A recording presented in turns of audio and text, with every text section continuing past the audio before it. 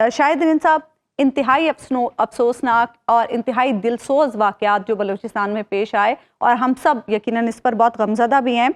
सरफराज बुख्ती साहब ने कातिलों से बदला लेने का ऐलान किया है। सूबाई हुकूमत की हिकमत अमली अब क्या है और वफाक से क्या मुआवनत दरकार होगी आप लोगों को? देखें, सूबाई की हुकूमत की हिकमत अमली कभी भी मैं नहीं चाहूँगा कि उसे टीवी प्रोग्राम में डिस्कस करूँ, लेकिन लाजमी सी बात, जो भी सूरत हाल गुज़िश्ता 24 से 48 घंटों में बलूचिस्तान में पेश है, उसमें दो चीज़ें बड़ी इंपॉर्टेंट हैं। एक चीज़ आप ये देखें कि दो जगह पे उन्होंने सिक्योरिटी इंस्टॉलेशन हटाया किया, उन दोनों जगहों पे, चाहे वो बेला हो या खटपूचा हो, वहाँ पर दहशतगर्दों को कामयाबी नहीं हुई।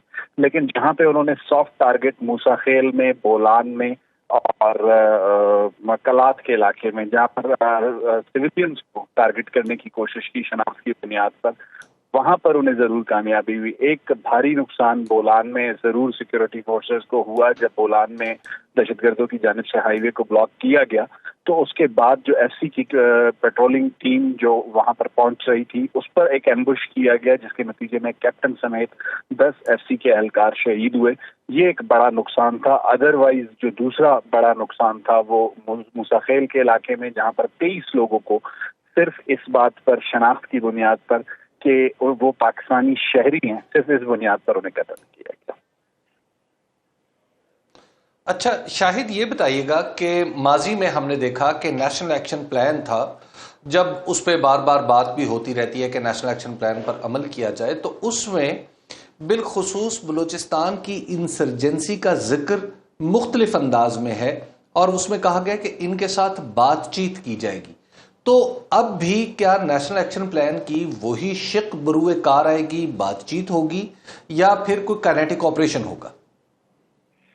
हबीब साहब, आपने बहुत इंपॉर्टेंट पॉइंट को हाईलाइट किया है। मौजूदा जो सूबाई हुकूमत है जिसको लीड कर रहे चीफ मिनिस्टर सरफराज बुख्ती, वो पहले दिन से, जब वो चीफ मिनिस्टर नहीं भी थे, सेनेटर भी, लेजिस्लेटर, वो हमेशा ये पॉइंट ऑफ व्यू रखते थे, जो आपके भी नॉलेज में होगा, कि नेशनल एक्शन प्लान, जो कि पाकिस्तान में अगर हम कहें कि तीन बड़े अगर डॉक्यूमेंट, एक कॉन्स्टिट्यूशन ऑफ पाकिस्तान, दूसरा 18th अमेंडमेंट, उसके बाद जो तीसरा बड़ा डॉक्यूमेंट था वो नेशनल एक्शन प्लान था, क्योंकि एपीएस के साने के बाद आपने ये फैसला किया था कि दहशतगर्दी के साथ लड़ना है और दहशतगर्दों के साथ लड़ के मुकाबला करना है। तो उसमें एक कंफ्यूजन रखी गई जिसमें रिलीजियस एक्सट्रीमिज्म को तो टेररिज्म करार दिया गया, लेकिन एथनिक जो एक्सट्रीमिज्म है उसकी डेफिनेशन जो है वो क्लियर नहीं की गई। और इस पर चीफ मिनिस्टर हमेशा, जब वो चीफ मिनिस्टर नहीं भी थे, as a legislator, as a senator, वो अपनी आवाज बुलंद करते रहे। और जिस दिन से वो चीफ मिनिस्टर बने तो वो डे वन से ये पॉइंट ऑफ व्यू लेकर चले कि आपको ये डिफरेंशिएट करना होगा कि नाराज कौन है, आप किसे नाराज तस्वुर करते हैं। आप उसे नाराज तस्वुर करते हैं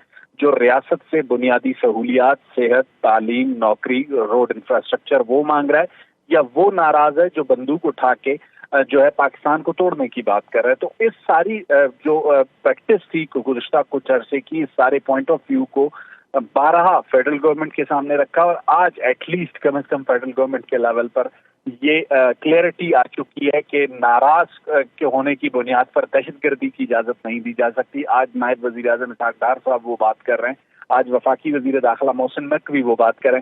तो मेरा ख्याल है आने वाली जो एपेक्स कमेटी होगी वो बड़ी अहमियत की हामिल होगी इन फैसलों के हवाले।